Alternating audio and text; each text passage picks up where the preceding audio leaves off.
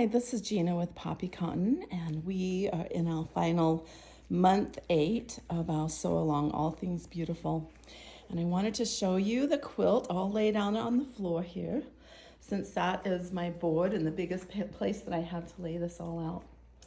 So what I've done is I've taken all of the applique blocks and the piece blocks and I've laid them out.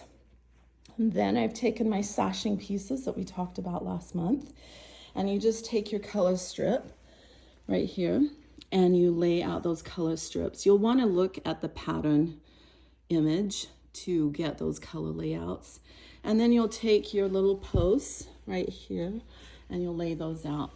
And the only thing is if you put your colors where they need to go, then you'll have everything looking like this. And so the first row that you'll sew is up here.